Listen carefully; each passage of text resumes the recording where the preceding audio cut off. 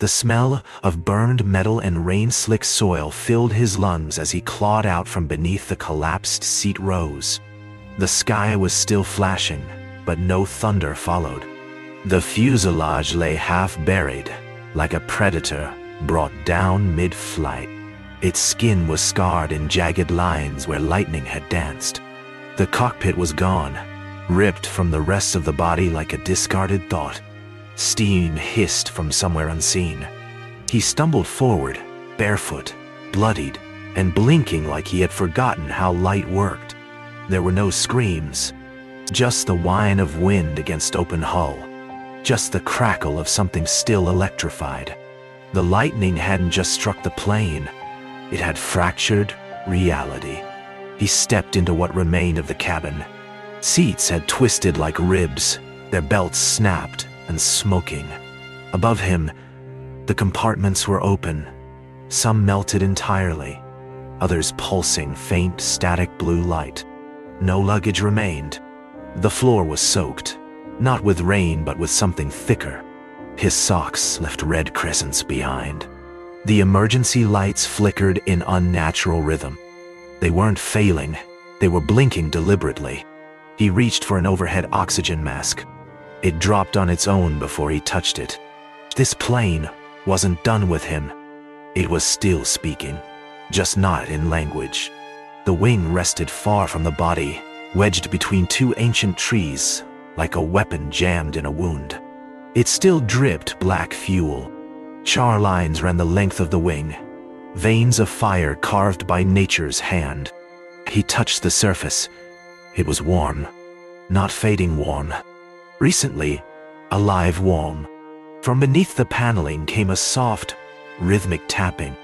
He leaned in, heart racing. Nothing moved, but the sound continued, like code being entered from the inside. He backed away, slowly. The wing wasn't dead. It was listening. The engine was half in the ground, split open like a peeled fruit. Blades bent outward like claws. Inside its dark throat, something glowed. Pale blue. Not fire. Not natural. He circled it slowly, careful not to touch. The glow pulsed when he moved. A low hum began to rise from the engine's core. Not mechanical. Tonal. Dot. Dot. It sounded like music played in reverse just beneath hearing. He whispered, "This isn't aftermath. This is aftermath watching me." D. The tail stood like a grave marker in the forest. The emergency exit swung in the wind, creaking like a warning. Fog crept inside the broken windows, settling onto the seats like passengers returning to unfinished business. He climbed the tail steps carefully, drawn by instinct, not logic. Inside, oxygen masks still dangled like soft ghosts. One swayed when he whispered nothing. He found a safety card on a seat. It had no writing, just symbols. One looked like lightning entering a mouth. He didn't sit. He just stood there, trying not to blink. The plane had eyes everywhere. The wreck split like a sentence mid-thought, its grammar broken by fire and trees.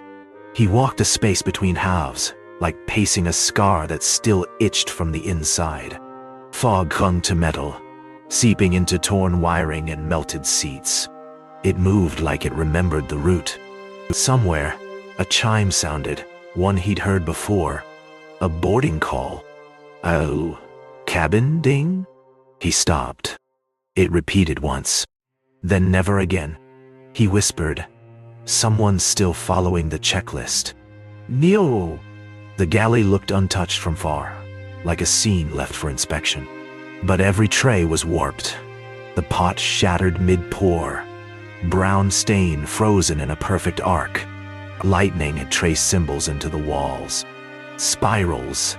Fractals. Unintentional messages? He touched one burn mark. It was warm, humming faintly. His hand recoiled. Something behind the panel clicked. Once. He didn't check what it was. Some doors shouldn't be opened twice. The cockpit looked less like a command center, more like a memory being slowly deleted. Screens were cracked, not from impact, but from the inside, as if something had pushed out. The air smelled of ozone and something older, like old cassette tapes when they overheat. He reached for the throttle. It moved under his fingers, just barely. Then came static, soft, then louder, leaking from the instrument panel like breath. It whispered a number. 3 digits. He knew them, but not why. The seat was still smoking, metal spine exposed, plastic armrest curled like paper. A blackened handprint had fused into the surface.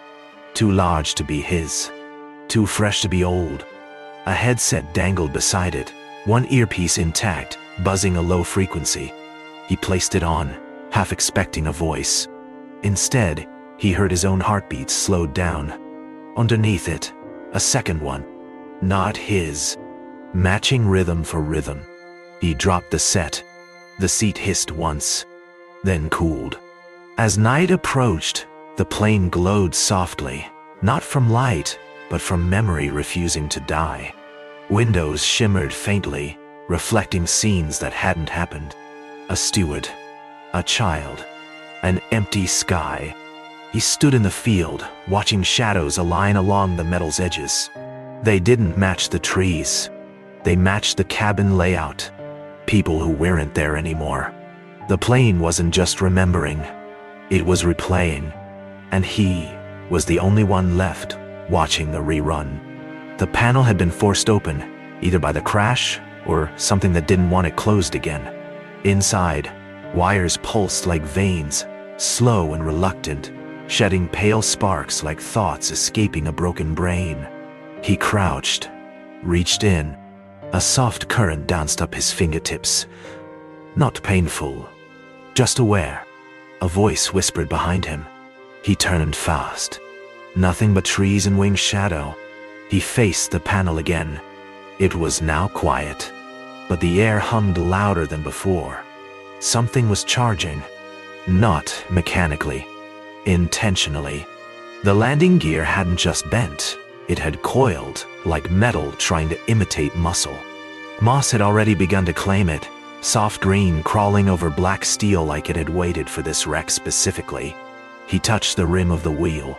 It vibrated faintly, a signal on repeat. Something underground answered. A second vibration. Slower. Deeper. He knelt beside it. Hands still. The ground moved once beneath him. Then silence returned, thick as velvet. But the moss kept growing. The seatbelt lights blinked slowly. First red, then green, then off. Then all again, without any source feeding them. Water dripped from the ceiling in perfect rhythm to the lights, as if the condensation had learned to obey. He stood still beneath it, arms at his side, watching the ceiling sweat. It reminded him of waiting on the runway, right before takeoff. Only this time, the flight was inward, and the seatbelt light never stayed off. He didn't sit, but he heard the buckle click anyway. The emergency exit had fused shut, but not from heat, more like a choice made by the metal itself. A lightning-shaped scar traced its outline, glowing faintly like an old sign still trying to warn. He placed his ear to the floor beside it. Something whispered there, mechanical, yet childlike. Repeat approach, repeat, prepare, repeat. It hummed. He stood quickly, pulse spiking. The plane wasn't just remembering. It was reciting instructions to something. The cockpit was thick with fog now, but he could still see shapes. Switches toggling, lights blinking in silent rhythm. One switch flipped slowly, paused, then flipped back. Then again. The yoke twitched once, like an animal dreaming of movement. He didn't step in. Something in his bones told him that seat wasn't his anymore. A high-frequency tone began to rise, barely audible, vibrating teeth and memory. And then, from the captain's seat, a voice. Clear for descent, whispered by no one. The panel above the seats blinked again, this time with a new message. No landing authorized. Ina. Do. Tiawan. T. He stared at it, heart skipping. This wasn't flight data. It was instruction. Fog rolled past his knees. The air felt heavier, like altitude was being simulated. Each blink of the message was slower than the last, as if power was being rationed. Then it stopped blinking and stayed red. He found the black box, not at the tail, but near the wing. Half buried, still pulsing light. It was warm, pulsing with static, whispering things he couldn't fully hear. He touched it, and the whispers turned into numbers, locations, times, all in future tense. The box wasn't a recorder anymore. It was a scheduler, and it had his voice recorded for a date that hadn't happened yet. The wing shimmered beneath moonlight, but the stars reflected on its surface weren't ones he recognized. He stared into the pattern, realizing it was a map of circuits, not constellations. Each spark on the metal lined up with points in the cockpit, like guidance lights in code. He whispered, "You were never a plane. You were a system.